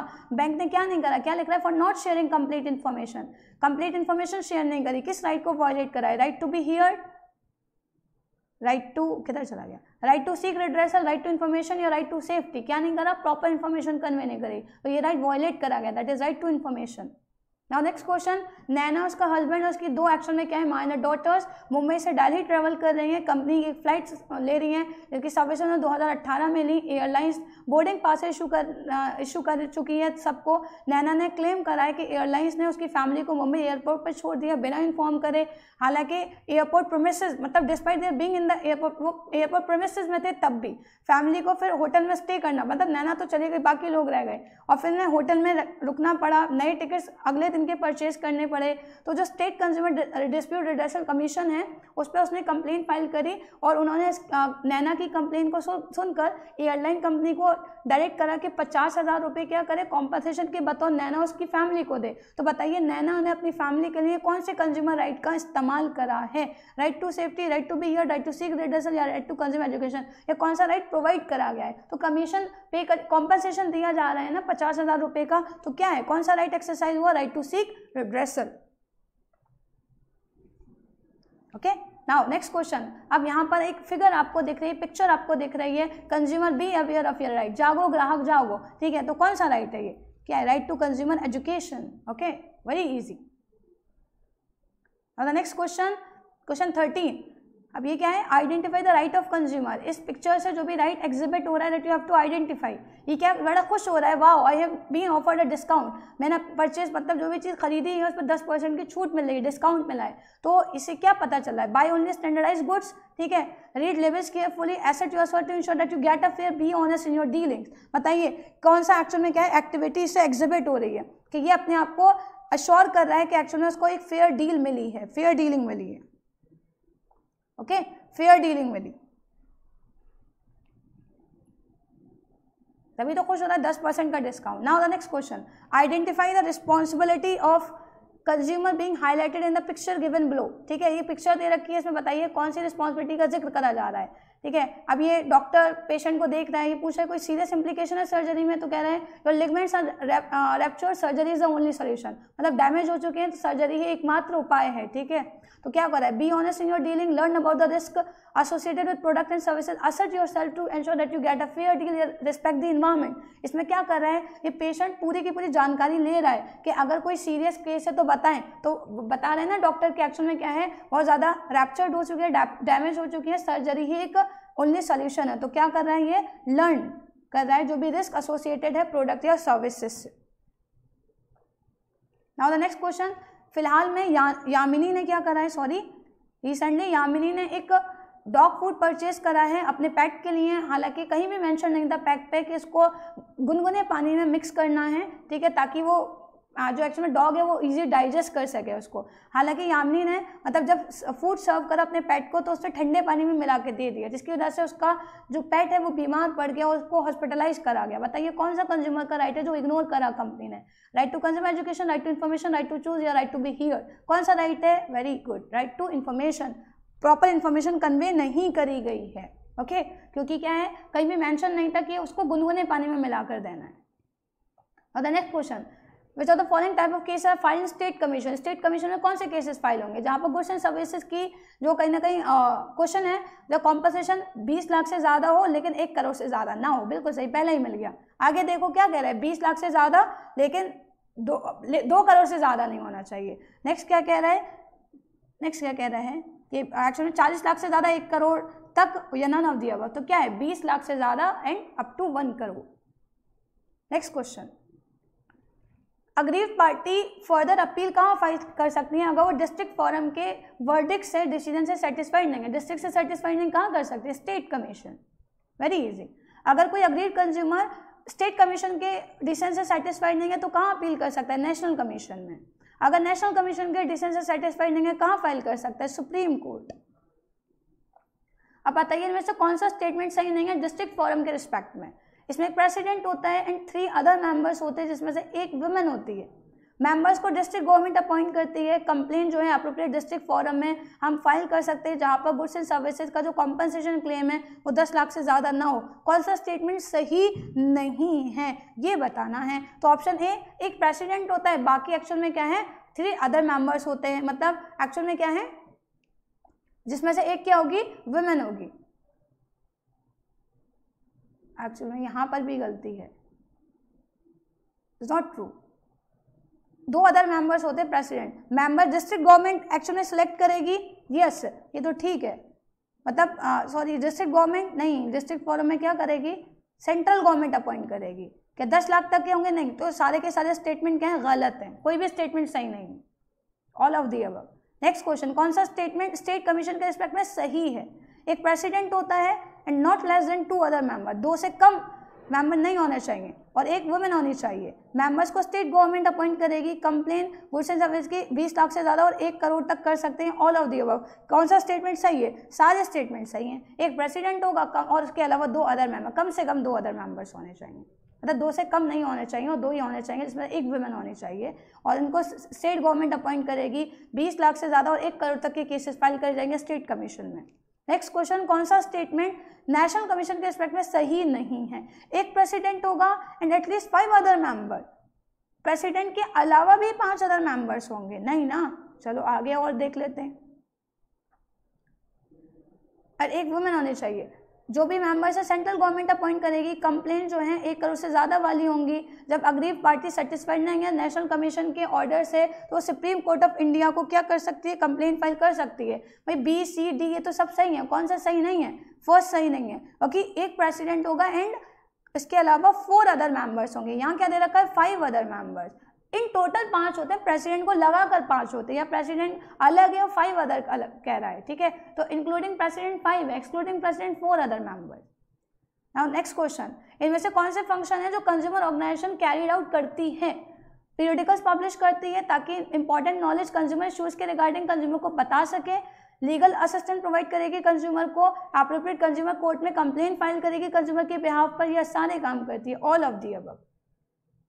लास्ट क्वेश्चन ऑफ कॉपरा, अगर कंज्यूमर सेटिस्फाइड नहीं है जो ऑर्डर स्टेट कमीशन ने वैकेंसी पास करे हैं तो वो फर्दर अपील नेशनल कमीशन में कर सकता है, लेकिन कितने टाइम पीरियड के अंदर, 30 डेज। मोस्ट इंपॉर्टेंट, ये इंपॉर्टेंट है, ठीक है, कितने दिन के अंदर, 30 डेज के अंदर। तो यहाँ कॉपरा भी हो गया कंप्लीट। 2 चैप्टर के एमसीक्यू देख लिए, बाकी और चैप्टर के करते हैं डिस्कस, क्योंकि इस वीडियो में हमें क्या करना है, सारे क्वेश्चन जो हैं पार्ट बी से रिलेटेड उनको डिस्कस करना है। ओके ओके, सो चलिए नेक्स्ट डिस्कस करेंगे फाइनेंशियल मार्केट के क्वेश्चन को। ओके, फर्स्ट क्वेश्चन क्या है, इसमें से कौन सा स्टेटमेंट मनी मार्केट के रिस्पेक्ट में सही नहीं है। इसमें मार्केट रिस्क कम होता है, इसकी एक स्पेसिफिक लोकेशन होती है, ये unsecured and short term debt instrument में डील करता है, या जो इंस्ट्रूमेंट ट्रेडेड होते हैं वो हाईली लिक्विड होते हैं। कौन सा स्टेटमेंट सही नहीं है, that it is situated specified location. Money market की तो कोई फिक्स लोकेशन होती ही नहीं है। सेकेंड क्वेश्चन, इनमें से कौन सा स्टेटमेंट ट्रेजरी बिल के रिस्पेक्ट में सही नहीं है। ये एक टाइप का प्रोमिसरी नोट होता है, या हाईली लिक्विड होता है और श्योर्ड यील्ड होती है। इसमें हाई रिस्क ऑफ डिफॉल्ट होगा, या ये मिनिमम अमाउंट 25,000 का उसके मल्टीपल्स में इशू करा जाता है। कौन सा स्टेटमेंट सही नहीं है, प्रोमिसरी नोट है, यस, आपको जनरली क्या करा जाता है, डिस्काउंट पे इशू करा जाएगा और पार पे रीपे होगा। ये एक लिक्विड है, हाईली लिक्विड है, यस, विद इन 91 डेज हम क्या कर सकते हैं, इसको मैच्योर या कन्वर्ट कर सकते हैं कैश में। हाई रिस्क ऑफ डिफॉल्ट होता है, नहीं, इसमें डिफॉल्ट या रिस्क नहीं है, क्योंकि हमेशा डिस्काउंट पे इशू होंगे और पार पर रीपे होंगे। क्वेश्चन 3, इनमें से कौन सा स्टेटमेंट कमर्शियल पेपर के रिस्पेक्ट में सही नहीं है। एक long term unsecure promissory note है जिसमें फिक्स मैच्योरिटी पीरियड होता है, इसका मैच्योरिटी पीरियड 15 दिन से 1 साल का होता है, डिस्काउंट पे इशू होता है, पार पर रिडीम्ड होता है। जो कंपनी इसका मतलब ब्रिज फाइनेंसिंग के लिए कंपनी इसका इस्तेमाल करती हैं। कौन सा स्टेटमेंट सही नहीं है। एक्चुअल में क्या है, ये एक long term unsecure promissory note है, इसका फिक्स मैच्योरिटी पीरियड होता है, ये sold at a discount and redeemed at par. Discount पे सोल्ड होगा, पार पर रिडीम्ड होगा। ये ऑप्शन क्या है, मतलब ये स्टेटमेंट गलत है, क्योंकि एक्चुअल में क्या है, डिस्काउंट पर सिर्फ क्या इशू होता है, जनरली जो हमारा ट्रेजरी बिल है और वो रीपे पार पर होता है। कौन सा स्टेटमेंट सही नहीं है, ये स्टेटमेंट गलत है। ओके, और एक्चुअल में आई थिंक यहाँ मुझे वहाँ कुछ करेक्शन कराना पड़ेगा। चलिए, तो नेक्स्ट क्वेश्चन क्या है, कौन सा स्टेटमेंट सही नहीं है कॉल मनी के रिस्पेक्ट में? शॉर्ट टर्म फाइनेंस रिपेबल जो डिमांड पर होती है, इसका मैच्योरिटी पीरियड 1 दिन से 15 दिन होता है। एक डायरेक्ट रिलेशन है call rate and other short term money market instrument में, यह इंटर बैंक ट्रांजेक्शन के इस्तेमाल होता है। तो सारी बात सही है कि शॉर्ट टर्म फाइनेंस है, ठीक है, 1 दिन से 15 दिन का होता है, इंटर बैंक के लिए होता है। कौन सा स्टेटमेंट गलत है कि कोई डायरेक्ट रिलेशन नहीं है कॉल रेट में और short term money market instrument में। नाउ द नेक्स्ट क्वेश्चन, कौन सा स्टेटमेंट प्राइमरी मार्केट के रिस्पेक्ट में सही नहीं है? इसको ओल्ड इशू मार्केट कहते हैं, प्राइमरी मार्केट नहीं, इसको न्यू इशू मार्केट बोला जाता है। और ऑल का तो कोई ऑप्शन नहीं है ना, तो यही होगा। क्यों? आगे पढ़ लो। इसमें इन्वेस्टेबल फंड को ट्रांसफर करते हैं, सेवर एंटरप्रेन्योर को देता है, मतलब हाउस होल्ड से फर्म में जाते हैं, बिल्कुल सही। इसमें नई सिक्योरिटीज इशू होती हैं, यस। इसमें मतलब सेम, देखिए for B and C D option same है। कौन सा ऑप्शन सही नहीं है? Option A, it is known as old issue market, जबकि इसको ओल्ड इशू नहीं न्यू इशू मार्केट बोला जाता है। नेक्स्ट क्वेश्चन, कौन सा स्टेटमेंट कैपिटल मार्केट के रिस्पेक्ट में गलत है? यहाँ पर जो फंड्स होते हैं वो शॉर्ट पीरियड ऑफ टाइम के लिए होते हैं, नहीं, यही स्टेटमेंट गलत है, ठीक है। डेट एंड इक्विटी दोनों का इस्तेमाल होता है, 2 टाइप का होता है कैपिटल मार्केट, मतलब it is classified into 2 types या ऑल, सॉरी, यस। कौन सा स्टेटमेंट एक्चुअल में क्या है? गलत है, yes. Short term period of time नहीं, इसमें मीडियम या लॉन्ग टर्म के नहीं होते हैं। डेट एंड इक्विटी दोनों इस्तेमाल होते हैं, it is classified into 2 types. Capital market को 2 टाइप में बांटा है, yes, primary and secondary market. Next question, कौन सा स्टेटमेंट स्टॉक एक्सचेंज के रिस्पेक्ट में सही नहीं है? एक प्लेटफॉर्म प्रोवाइड करता है बाइंग एंड सेलिंग का नई सिक्योरिटीज में, ये मार्केटेबिलिटी को कर्व करता है, नहीं, मार्केटेबिलिटी प्रोवाइड करता है। मार्केटेबिलिटी में मदद करता है ना सिक्योरिटीज की ट्रेडिंग मार्केट में, मतलब बाइंग एंड सेलिंग में। इनमें से क्वेश्चन 8, कौन सा प्रोटेक्टिव फंक्शन नहीं है? Fraudulent and unfair trade practices को प्रोहिबिट करना, इनसाइडर ट्रेडिंग को कंट्रोल करना, regulation of take over bids by companies, या फेयर प्रैक्टिसेस को प्रमोट करना। कौन सा एक्शन में क्या प्रोटेक्टिव फंक्शन नहीं? ऑप्शन सी, क्योंकि किसमें आता है? रेगुलेटरी फंक्शन में, बिडिंग हो रही है उसको रेगुलेट करना। राज एंटरप्राइजेज 1,10,000 इन्वेस्ट करना चाह रही है ट्रेजेबल में, कितने ज़्यादा से ज़्यादा ट्रेजेबल इशू कर सकती है? 4, यस, बिकॉज एक ट्रेजेबल की मिनिमम अमाउंट कितना होता है? 25,000। 1,10,000 में ज़्यादा से ज़्यादा कितने इशू कर सकती है? 4। कौन सा स्टेटमेंट फाइनेंशियल मार्केट के रिस्पेक्ट में सही है? ये हाउस होल्ड को लिंक करती है, इनके पास फंड की सेविंग है, बिजनेस फर्म से जिनको जो इन्वेस्ट करती हैं उस पैसे को एक इंटरमीडिएरी के बतौर काम करेगी, सेवर्स एंड इन्वेस्टर्स, फंड्स को मोबिलाइज करके फंड को एलोकेट करती है मोस्ट प्रोडक्टिव यूज में। ये सारे के सारे स्टेटमेंट सही हैं, यस, बिल्कुल सारे के सारे स्टेटमेंट सही हैं, all of the above. Now allocated function कौन परफॉर्म करता है? Financial market, capital market, money market या ऑल? एलोकेटेड फंक्शन सब, because capital and money market किसका पार्ट है? फाइनेंशियल मार्केट का पार्ट है। इनमें से कौन सी वो मार्केट है जो शॉर्ट टर्म फंड में डील करती है? इसका मैच्योरिटी पीरियड 1 ईयर होता है, वेरी इजी, मनी मार्केट। कौन सा ऐसा इंस्ट्रूमेंट है शॉर्ट टर्म बोरिंग के लिए गवर्नमेंट ऑफ इंडिया इशू करती है, मतलब गवर्नमेंट इंडिया के बिहाफ पे इशू कर जाता है 1 साल से कम टाइम पीरियड के लिए? Treasury bill. और इशू कौन करता है? आरबीआई। ट्रेजेबल इशू कौन करता है? नेक्स्ट क्वेश्चन यही आ गया, रिजर्व बैंक ऑफ इंडिया। मान लीजिए कि इन्वेस्टर ने ऐसे 91 डेज का ट्रेजेबल खरीदा है जिसकी फेस वैल्यू 2 लाख थी, लेकिन वो 1,92,000 का मिला है। अब मैच्योरिटी पीरियड तक वो अपने पास होल्ड करे हुए इन्वेस्टर को 2 लाख रुपए मिल रहे हैं, कितनी इंटरेस्ट मिल रही है? 8,000 रुपये। अमाउंट ऑफ इंटरेस्ट कितना है? 8,000, क्योंकि 2 लाख पे रीपे वगैरह खरीदा था 1,92,000 पर। इनमें से कौन सा एक ऑल्टरनेटिव है जो बैंक इस्तेमाल करती है? लार्ज एंड क्रेडिट वर्दी कंपनीज एक्चुअल में क्या यूज करती हैं पैसा रेज करने के लिए? लार्ज एंड क्रेडिट वर्दी कंपनीज किसका इस्तेमाल करती हैं? Commercial paper. मतलब बैंक के अलावा ऑप्शन क्या है, ऑल्टरनेट क्या है कंपनी के पास? बड़ी और क्रेडिट वर्दी कंपनीज, कमर्शियल पेपर। इसमें से कौन सा मेथड है जहां एक बैंक दूसरे बैंक से क्या करेगी? अपनी CRR लिमिट को मेंटेन करने के लिए बोरो करेगी? Call money. Very easy. Next question, अगर कॉल एक्चुअली में क्या है, कॉल मनी का रेट राइज हो रहा है, ठीक है, तो अदर सोर्स ऑफ फाइनेंस से commercial paper and certificate deposit क्या हो जाएंगे? एक्सपेंसिव हो जाएंगे इन कंपैरिजन विद बैंक जो उस सोर्स से पैसा रेज कर रही है, चीप हो जाएंगे, या कोई इफेक्ट नहीं होगा, या नन ऑफ दीज। एक्चुअल में क्या है, जब कॉल मनी के प्राइस बढ़ गए हैं तो बाकी इन सोर्सेज से पैसा रेज करना क्या होगा? ज़्यादा ईजी होगा, cheaper in comparison with banks. Now it is a short term negotiable self liquidating instrument which is used to finance the credit sale। जब कंपनी क्रेडिट सेल करती है तो एक्चुअल में क्या है, इसको इसके रिगार्डिंग BOE मतलब नेगोशिएबल इंस्ट्रूमेंट जो शॉर्ट टर्म होता है, लिक्विडेटिंग है, जो वैकेंसी सेलर है वो जब चाहे कॉल कर सकता है, बिल्स ऑफ एक्सचेंज इशू करके पैसा मंगा सकता है। क्या है? Commercial bill. कैपिटल मार्केट में क्या क्या चीज़ें आती हैं? Development bank, commercial bank, stock exchanges, या all of the above. Capital market के पार्टिसिपेंट क्या हैं? सब बैंक्स आती हैं, चाहे वो डेवलपमेंट हो, कमर्शियल हो, या स्टॉक एक्सचेंजेस हो। कंपनी कैपिटल रेज कर सकती है प्राइमरी मार्केट से क्या क्या इशू करके? All of the above, shares कर सकती है, वेदर इक्विटी और प्रेफरेंस एंड डिबेंचर्स। ये इनमें से क्या चीज़ इंडिविजुअल्स, कॉर्पोरेशन या कंपनीज को इशू करी जाती है जब टाइट लिक्विडिटी हो और कंपनी जो बैंक का डिपॉजिट ग्रोथ है वो कम होगा लेकिन डिमांड जो है वो ज़्यादा होगी। तो क्या इशू कर, मतलब बैंक ने ऑलरेडी क्या किसको इशू कर दिया है पैसा, इंडिविजुअल्स को, कॉर्पोरेट्स को, मतलब एक्चुअली में क्या डिपॉजिट स्लो है लेकिन डिमांड ज़्यादा है, तो कंपनी क्या इशू करेगी, certificate of deposit. Now next, इसमें कौन सा पार्टिसिपेंट कैपिटल मार्केट को रिप्रेजेंट करता है, सेम क्वेश्चन आया है, ठीक है, क्या है, ऑल ऑफ दी अबव, सारी चीज़ें कैपिटल मार्केट में आती हैं। इनमें से किस मेथड के अकॉर्डिंग सब्सक्रिप्शन जनरल पब्लिक से इनवाइट करा जाएगा और कंपनीज के लिए एडवर्टीजमेंट इशू करेगी, जनरल पब्लिक को डायरेक्टली इनवाइट करेगी, क्या करेगी, ऑफर थ्रू प्रोस्पेक्टस के थ्रू इनवाइट करेगी। नाउ पीके एंटरप्राइजेज ने इंटायर 5 लाख इक्विटी शेयर्स एक बैंक को इशू करे 9 रुपये पे, वो बैंक पब्लिक को इशू करेगी 11 रुपये पे, मतलब 2 रुपये का प्रॉफिट चार्ज करेगी। कौन सा एक्चुअल में मेथड है, एक इंटरमीडिएटरी के बतौर प्रॉस्पेरियस बैंक काम कर रही है ना, तो किस में आ जाएगा, ऑफर फॉर सेल में आ जाएगा।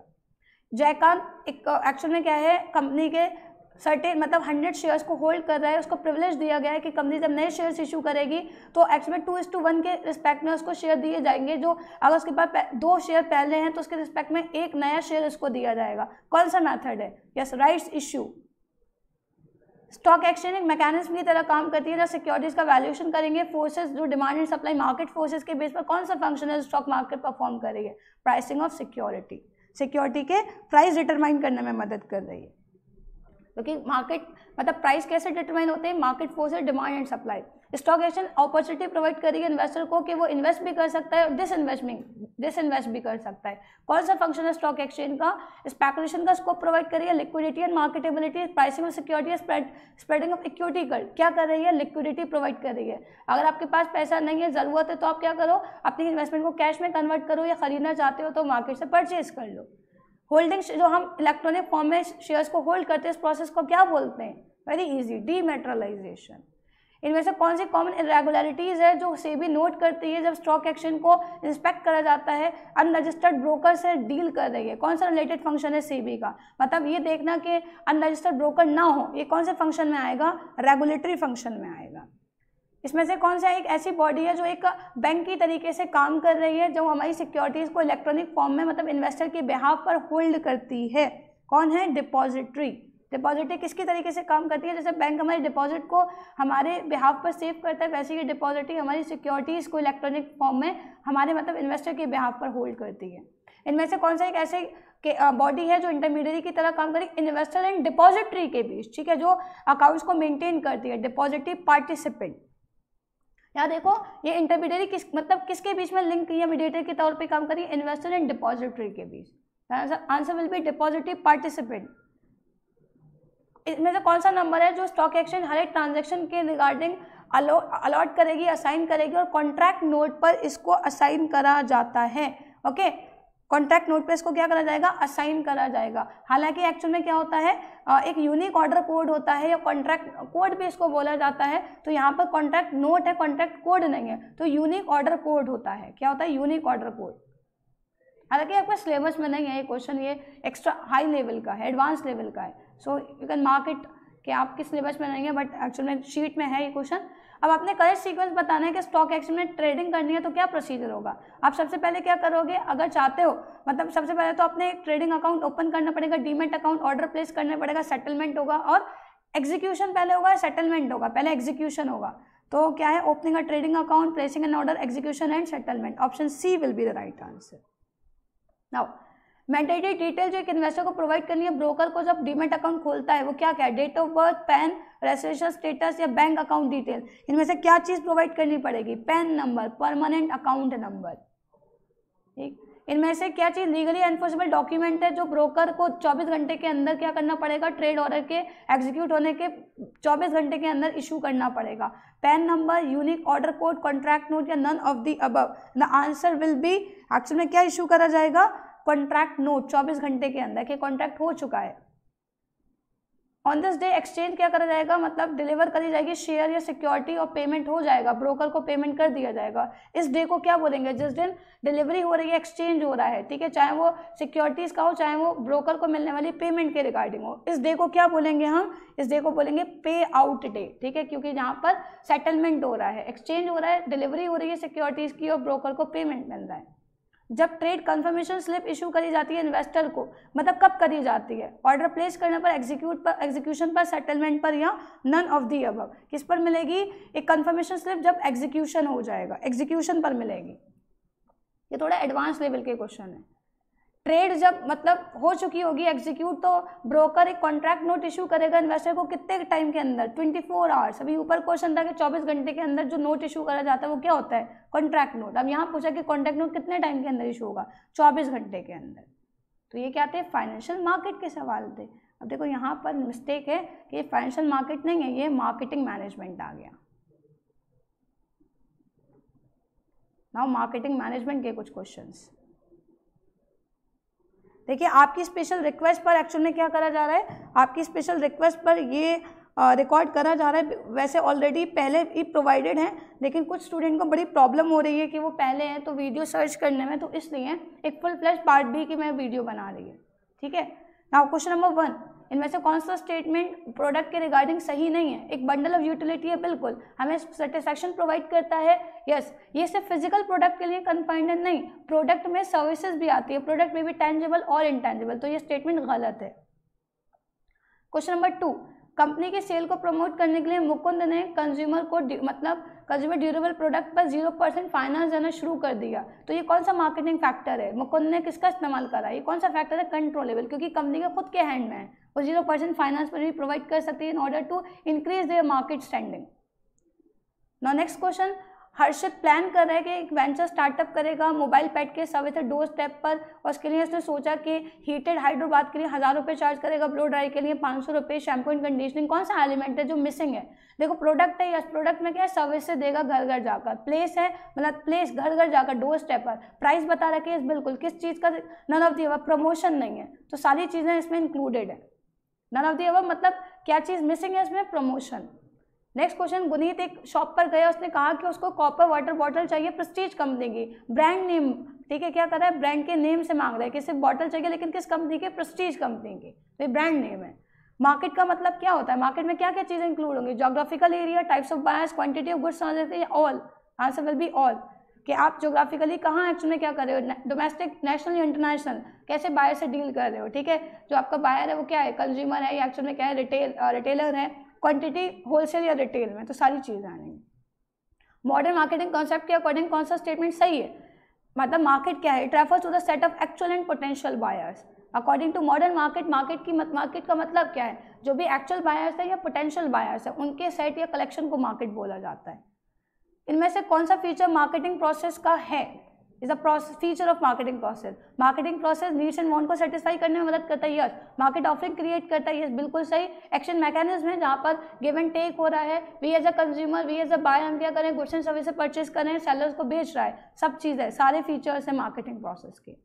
कौन सा स्टेटमेंट एक्शन में क्या है, एक्सचेंज की कंडीशन को रिफ्लेक्ट नहीं करता है, ठीक है, कम से कम 2 पार्टीज होनी चाहिए, बिल्कुल, हर एक पार्टी कैपेबल होनी चाहिए कि एक दूसरे को कुछ ना कुछ ऑफर करे, यस। एक्सचेंज टेक प्लेस होगा if the buyers and sellers are not able to communicate, भाई कम्युनिकेट ही नहीं कर पा रहे तो कैसे एक्सचेंज हो जाएगा। हालांकि हर एक पार्टी के पास फ्रीडम होनी चाहिए, चाहे तो एक्सेप्ट करे या रिजेक्ट करे, तो कौन सा स्टेटमेंट गलत है, ऑप्शन सी। भाई एक्सचेंज के लिए कम्युनिकेशन जरूरी है कि नहीं है, there must be a communication between buyer and seller in order to we can say perform the exchange process. Next question, इनमें से किस चीज़ की मार्केटिंग हो सकती है, क्या बताया था चैप्टर में, चाहे प्रोडक्ट हो, सर्विस हो, इवेंट हो, आइडियाज़ हो, पर्सन हो, प्लेस हो, हर चीज़ की मार्केटिंग हो सकती है। रेड क्रॉस सोसाइटी क्या कर रही है, ब्लड डोनेट करने के परस्यू कर रही है। केरला टूरिज्म क्या कर रहा है, लोगों को परस्यू कर रहा है कि केरला आए हेल्थ टूरिज्म के रेस्पेक्ट में। पॉलिटिकल पार्टी पर्टिकुलर कैंडिडेट को वोट देने के लिए परस्यू करेंगे, तो क्या है, ऑल ऑफ दी अबव। करम लिमिटेड क्या कर रहा है, 15 डेस्टिनेशन के रिगार्डिंग वर्ल्ड वाइड बेसिस पर ट्रैवल पैकेज ऑफर कर रहा है फ्री इंश्योरेंस के साथ, कि अगर 2019 मंथ में बुकिंग कर दोगे तो कौन सा फीचर है, needs and wants, creating market offering, customer value या एक्सचेंज मैकेनिज्म, तो क्या कर रहा है, कस्टमर को वैल्यू प्रोवाइड कर रहा है कि भाई घूमने के साथ साथ इंश्योरेंस क्या है, फ्री। एजाइल लिमिटेड क्या कर रही है, उसने नई रेंज एयर कंडीशनर की बिल्डअप करी है और उसमें प्रोडक्ट की यूजेबिलिटी को बढ़ाया है। नई रेंज में क्या है, इनबिल्ट एयर प्यूरिफायर है, अट्रैक्टिव कलर्स में अवेलेबल है। बताइए किस फिलॉसफी पर काम करा है, उसने पहले के मुकाबले अपने प्रोडक्ट को इम्प्रूव करा, मतलब प्रोडक्ट में चीज़ें इंक्लूड करी हैं और उसकी क्वालिटी पे काम करा है। So concept is product concept, जहाँ क्वालिटी पे ज़्यादा फोकस करा जाता है। Now health and hygiene products की सेल को प्रमोट करने के लिए जो वीकर सेक्शंस हैं, अभय ने क्या करा, बहुत ही कम लागत पर बनाए हुए हैंड वॉश प्रोड्यूस करें हैं। तो बताइए किस फिलॉसफी को ये क्या करना चाह रहा है, किसके लिए बना रहा है, वीकर सेक्शन। और जो मतलब वीकर सेक्शन में आते हैं वो ज़्यादातर प्राइस से बड़े एसोसिएटेड होते हैं, अगर प्राइस कम होंगे तो वो ज़्यादा परचेज करेंगे, इसीलिए इसने लो कॉस्ट पर बनाया है। तो कौन सा प्रोडक्ट पर काम करा है इसने, प्रोडक्शन कॉन्सेप्ट। ठीक है, लो कॉस्ट कब आएगी, जब ज़्यादा तादाद पे बनेंगे। ना सुझाव लिमिटेड ने क्या करा है, जो एक ऐसी कंपनी जो फायर एक्सटिंग्विशर में डील कर रही है, उसने फैक्ट कंसीडर करा कि लोग फायर एक्सटिंग्विशर नहीं खरीदेंगे इन जनरल ज़्यादातर, तो कंपनी बहुत एग्रेसिव सेल्स प्रमोशन का इस्तेमाल कर रही है ताकि ज़बरदस्ती की मार्केट में डिमांड क्रिएट कर सके। बताइए कौन सी मार्केट फिलॉसफी है, प्रोडक्ट सेलिंग मार्केटिंग या सोशल मार्केटिंग। ध्यान से सोचिए, यस बिल्कुल सेलिंग, क्योंकि सेलिंग में क्या होता है, एग्रेसिव कॉन्सेप्ट, अपने मन से पहले तो चीज़ें बना ली, नहीं बिक रही तो एग्रेसिव हो रहे हो आप, एग्रेसिव सेल्स टेक्निक का इस्तेमाल कर रहे हो। क्वेश्चन 14, मधुबाला सोच रही है कि वो ऑनलाइन एजुकेशन पोर्टल लॉन्च करेगी और इसके लिए क्या कर रही है, जो नीड्स है स्टूडेंट्स की उसको अंडरस्टैंड कर रही है। इसने ऑनलाइन सर्वे कंडक्ट करा है और सर्वे के फीडबैक के अकॉर्डिंग उसने डिसाइड करा कि वो एजुकेशनल पैकेजेस अलग अलग प्रोस्पेक्टिव बायर्स को ऑफर करेगी। बताइए कौन सा मार्केटिंग कॉन्सेप्ट है, product, production, marketing, selling.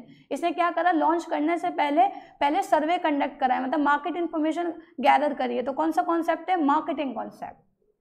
Now next question, Pragati limited ने एक एक्शन प्लान बनाया है कि मार्केट शेयर को इंटरनेशनल मार्केट में 20% से बढ़ाने के लिए अगले साल में क्या करा, डिटेल्स फाइंड आउट करें कि कैसे प्रोडक्शन लेवल इंक्रीज हो सकता है, कौन कौन सी प्रोमोशनल एक्टिविटीज़ पे काम करना होगा। तो बताइए किस मार्केटिंग फंक्शन का इस्तेमाल करा जा रहा है, क्या कर रहे हैं, मार्केट की प्लानिंग कर रहे हैं, क्योंकि आगे इन्हें अगले साल 20 साल इंटरनेशनल मार्केट में शेयर बढ़ाना है। इसके लिए अभी से सोच रहे हैं कि कैसे प्रोडक्शन लेवल बढ़ाएंगे, प्रोमोशनल एक्टिविटीज़ पे कैसे काम करेंगे। सो क्या है, option B, market planning. Now next question, अपने कॉम्पिटेटिव एज को इंप्रूव करने के लिए खुशबू लिमिटेड ने हेयर केयर प्रोडक्ट्स की पैकिंग को चेंज करा है। अब वो कंज्यूमर फ्रेंडली डिज़ाइन में अवेलेबल है, नोजल है, ठीक है, एक लिड है, जैसे एक्चुअल में ट्यूब वगैरह आते हैं, जैसे मैगी का एक्चुअल में क्या आता है, पिचकू वाला पैक आता है, तो एक्चुअल में एक कहीं ना कहीं क्या पाउच है, उसमें नोजल और लिड लगी हुई होती है ताकि इजीली यूज हो सके। The customer does not need to open the cap of the bottle, ठीक है, पूरा कैप नहीं खोलना है, सिर्फ एक्चुअल में चाहे मेन कैप नहीं खोलना, आप नोजल से क्या कर सकते हो, यूज कर सकते हो in order to get the shampoo ही बना रही है, हेयर केयर प्रोडक्ट से मतलब शैम्पू वगैरह ऐसी चीज़ है। तो बताइए कौन सा फंक्शनिंग पे काम करा गया, product designing, development, customer support services, promotion या फिजिकल डिस्ट्रीब्यूशन। क्या कर रही है, प्रोडक्ट की डिजाइनिंग पर काम कर रही है ना, एक अच्छे फ्रेंडली डिजाइन में बना रही है। नाउ अपने नए प्रोडक्ट जो लॉन्च करा है उसका फीडबैक लेने के लिए टैगी लिमिटेड ने एक ऑनलाइन सर्वे कंडक्ट करा है शॉर्ट क्वेश्चनआयर के थ्रू। कौन सा मार्केटिंग फंक्शन का इस्तेमाल कर रहा है, क्या कर रहे हैं, मार्केट से इन्फॉर्मेशन गैदर कर रहे हैं, इकट्ठी कर रहे हैं मार्केट की इन्फॉर्मेशन। ठीक है, very easy, only have to understand the question properly. Gabbar एक होलसेलर है फूड ग्रेन्स का, उसने अपने स्टॉक को अलग अलग ग्रुप में कैटेगराइज कर रखा है क्वालिटी के बेस पर, उसी क्वालिटी के हिसाब से प्राइस फिक्स कर रखे। कौन सा मार्केटिंग फंक्शन है जो इस स्टेटमेंट से पता चल रहा है, भाई क्वालिटी के अकॉर्डिंग बांट दी, उसी के हिसाब से प्राइस रखा था, स्टैंडर्डाइजेशन एंड ग्रेडिंग। नाउ अपने प्रोडक्ट की इजी मार्केटेबिलिटी या उसको इजी मार्केटेबिलिटी को बढ़ाने के लिए देव जो एक प्रोड्यूसर है उसने home furnishing product actually manufacture कर रहा है प्री डिटरमाइंड स्पेसिफिकेशन के अकॉर्डिंग, पहले से एक स्टैंडर्ड सेट कर रखा है। बताइए कौन सा मार्केटिंग फंक्शन को फॉलो कर रहा है, मतलब प्री डिटरमाइंड, पहले से स्टैंडर्ड सेट कर रखा है, तो क्या, standardisation and grading. Now good health limited ने डिसाइड करा कि वो एक नई रेंज वाटर बॉटल्स की लॉन्च करेगी, इनबिल्ट वाटर प्यूरीफायर, मतलब उसके अंदर ही वाटर प्यूरीफायर होगा। ठीक है, instead of marketing the product generic name से नहीं बेचेगी, कॉमन नेम से नहीं, मतलब कंपनी ने नाम रखा ट्यूरीफायर के ब्रांड, मतलब एक ब्रांड नेम रख दिया है। किस पे काम करी है कंपनी, क्वेश्चन में ही आंसर छुपा हुआ है, ब्रांडिंग। नाउ दृष्टि लिमिटेड क्या है, एक ट्रस्टेड ऑप्टिकल सेंटर्स की चेन है जो प्रिस्क्रिप्शन एंड फैशन आईवेयर में डील करती है, वो कैटर करती है कि एफ्लुएंट पीपल की जो नीड्स हैं उनको या सेटिस्फाई कर सके, अलग अलग प्रीमियम सनग्लासेस की रेंज प्रोवाइड करके for man, women and kids. और अपना लेवल ऑफ बायर सेटिस्फेक्शन बढ़ाने के लिए कंपनी ने डिसाइड करा कि स्पेशल सेक्शन बनाएगी, आउटलेट्स मतलब अलग अलग जगह बनाएगी ताकि कंज्यूमर की कंप्लेंट्स को भी हैंडल कर सके और जितने भी बदलती हुई चीज़ें उनके अकॉर्डिंग एडजस्ट कर सके। कौन सा मार्केटिंग फंक्शन है जिसका जिक्र यहाँ पर करा जा रहा है? क्या करेगी कि स्पेशल सेक्शन बनाएगी जहाँ पर कस्टमर की कंप्लेंट को क्या करा जा सके, हैंडल करा जा सके और मतलब जो भी रिक्वायरमेंट्स उनके अकॉर्डिंग एडजस्ट करा जाए। तो क्या करिए, कस्टमर को सपोर्ट सर्विसेज प्रोवाइड कर रही है। क्या करिए, कस्टमर को सपोर्ट सर्विसेज प्रोवाइड कर रही है। Now next question, eco friend limited ने सोलर जैकेट्स लॉन्च करे हैं जिसमें इनबिल्ट सोलर चार्जर है। मार्केट प्रोडक्ट के कॉम्पिटिटिव बनाने के लिए कंपनी ने डिसाइड करा कि वो 1500 से लेकर 4000 की रेंज में बनाएगी। कौन सा फंक्शन है यहाँ पर? पैकिंग, लेवलिंग, ब्रांडिंग, प्राइसिंग या प्रमोशन। रेंज डिसाइड करें ना 1500 लेकर से 4000 तक, तो क्या है यहाँ पर? प्राइसिंग। कौन सा फैक्टर है? Pricing. Now next question, recent trends जो सेल्स रिग्रेशन किए उसको ध्यान में रखते हुए सोना लिमिटेड ने 15% डिस्काउंट ऑफर करा अपने प्रोडक्ट पे। कौन सा डायमेंशन है मार्केटिंग का? पैकिंग, लेवलिंग, ब्रांडिंग, प्राइसिंग या प्रमोशन। क्या कर रहा है? डिस्काउंट दे रही है, 15% का प्रमोशन है ये, सीधा सीधा। नाउ बी कूल लिमिटेड ने डिसाइड करा कि वो अपने प्रोडक्ट के मार्केट करने के लिए कन्वेंशनल नेटवर्क का इस्तेमाल करेगी, मतलब वो ट्रेडिशनल तरीका जो है, पहले मैन्युफैक्चरर से होलसेलर, फिर रिटेलर, फिर कंज्यूमर। कौन सा फंक्शन है जो जिसकी जिक्र करा जा रहा है यहाँ? Physical distribution, transportation, warehousing, standardisation and grading. क्या कर रही है? फिजिकल डिस्ट्रीब्यूशन, कि कैसे from the place of production to the place of consumption कैसे डिस्ट्रीब्यूट करा जाएगा। एल्यूमिनियम फॉइल का लेबल पढ़ते टाइम रेशमा ने डिस्कवर करा कि प्रोडक्ट मैन्युफैक्चर हुआ है हैदराबाद में, लेकिन उसकी सेल तो अलग अलग स्टेट में हो रही है। तो बताइए कौन सा फंक्शन है, किस वजह से, मतलब कैसे पॉसिबल है? हैदराबाद में बना, आप हर जगह, यूपी में भी, ठीक है, एक्चुअल में क्या है, दिल्ली में, बिहार, मतलब हर जगह वो प्रोडक्ट मिल रहा है। किस वजह से? Physical distribution, transport, standardisation and grading, transportation and warehousing. कैसे पॉसिबल है? हैदराबाद से कैसे आया? ट्रांसपोर्टेशन की मदद से आया ना। तो क्या है? Option C, transportation. रंजन का बिजनेस एडवर्सली इफेक्ट हो रहा है क्योंकि डिलीवरी में देरी हो रही है, क्योंकि वेदर कंडीशन प्रॉपर नहीं है, पुअर है, बहुत बेकार, मौसम बहुत बेकार है। बताइए कौन सा मार्केटिंग फंक्शन है जो हेल्प करेगा इस रिगार्ड में? फिजिकल डिस्ट्रीब्यूशन, स्टैंडर्डाइजेशन, ट्रांसपोर्टेशन है वेयर हाउसिंग। क्या होगा? Warehousing. वेयर हाउसिंग मतलब स्टोरेज, गोडाउन्स अगर हैं तो आप वहीं अपना सामान क्या कर सकते हो? प्रिजर्व कर सकते हो, स्टोर कर सकते हो, ठीक है, ज़्यादा तादाद में, और फिर टाइमली आप उसको प्रोवाइड कर सकते हो। चैम्प लिमिटेड एक कंपनी है जो ऑनलाइन एजुकेशन प्रोवाइड कर रही है। सारे क्लासेस के स्टूडेंट को साल दर साल उसकी एक अच्छी रेपुटेशन स्टैब्लिश हो गई है। मार्केट शेयर 75% तक चला गया है। पिछले 2 महीनों में नए कॉम्पिटिटर के आने से उसी सेम सेगमेंट में मार्केट शेयर जो है वो 20% से कम हो गया। कौन सा मार्केटिंग फैक्टर है जो एडवर्सली इफेक्ट कर रहा है? Controllable factors, environmental factors, marketing mix या नन। कौन सा फैक्टर है? कॉम्पिटिटर किस फैक्टर में आएगा? इन्वायरमेंटल फैक्टर्स में आएगा। So option B will be the right answer. Now branding का कौन सा कंपोनेंट है जो यहाँ डिपिक्ट हो रहा है? क्या है ये? ब्रांड नेम है या ब्रांड मार्क है या ट्रेड मार्क है, जेनरिक नेम है? क्या है ये? ब्रांड मार्क है, ठीक है, सिर्फ सिंबल ही तो है। क्या है ये? Brand mark.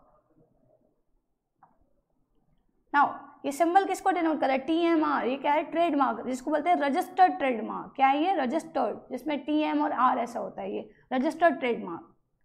प्रणव ने डिसाइड करा कि वो मैन्युफैक्चरिंग बिजनेस शुरू करेगा क्रॉकरी एंड कटलरी आइटम्स का एक यूनिक आइडेंटिफिकेशन प्रोवाइड करने के लिए अपने प्रोडक्ट को। उसने एक ब्रांड नेम रखा है एलिगन, ठीक है, ताकि वो फर्म सिक्योर हो, कंट्रोल कर सके उसी नाम से प्रोडक्ट को। रिलेटिव एडवांटेज बताइए मार्केटिंग का, मार्केटर के लिए क्या होगा? डिफरेंशियल प्राइसिंग में मदद करेगी, नए प्रोडक्ट को लॉन्च करने में आसानी होगी, प्रोडक्ट को डिफरेंशिएट करने में या एडवर्टाइजिंग एंड डिस्प्ले में ज़्यादा आसानी होगी। क्या फ़ायदा होगा किसके लिए? जो एक्चुअल में मार्केटर्स है। प्रोडक्ट डिफरेंशिएशन में मदद करेगी। ईजिली कस्टमर क्या करेगा? डिफरेंशिएट कर सकता है ना। क्या है? क्यों करेगा? तो to secure and control the market for its product, secure कर सके, मतलब इजीली कॉम्पिटिटर से बचा सके प्रोडक्ट डिफरेंशिएशन कर। नाउ सृजन एक पर्टिकुलर ब्रांड ऑफ स्टेशनरी का शौकीन है, मतलब यूज टू हो चुका है। हर बार वो क्या करता है? अपने फेवरेट ब्रांड स्टेशनरी प्रोडक्ट्स को परचेज करता है, ठीक है, उसको क्लोज इंस्पेक्शन नहीं करना पड़ता उस प्रोडक्ट के रिगार्डिंग।